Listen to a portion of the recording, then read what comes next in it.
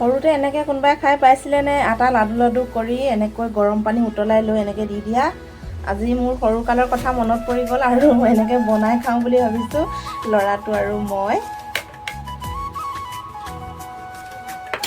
আৰু এই হাতখনত আটা মৰা লাগিয়ে আছে, আপোনালোকে আকৌ ঘিণ নকৰিব দেই। আৰু এনেদৰে খাই ভাল লাগে চেনি লগাই লৈ। আপোনালোকে গাখীৰত দিও খাব পাৰে, মই এতিয়া চেনি লগাই লৈ খাম।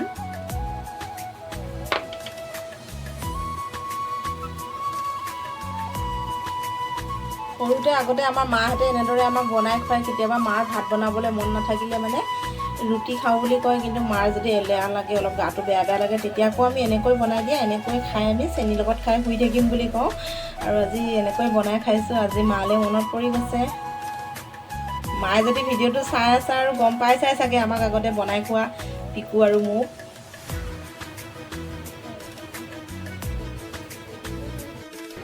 আৰু এইফালে হৈ গ'ল খাবলৈ, বোলে চেনি লৈ আহিছোঁ। ভেটা আৰু মই এতিয়া খাম। এনেকৈ বনাই খাই বহুত ভাল লাগে মোৰ কিন্তু দেই। আপোনালোকে কেনেকুৱা পায় নাজানো। এতিয়া খাই লওঁ আৰু। খাই কেনেকুৱা লাগিছে?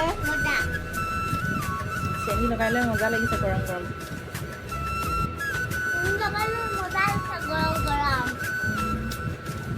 কোনে কোনে খাই পোৱা নাই এবাৰ ট্ৰাই কৰি চাবচোন, খাই মজা লাগে। আটাটো মাৰি ধুনীয়াকৈ গোল গোল কৰি ডাইৰেক্ট উতলা পানীত দি দিলে হ'ল।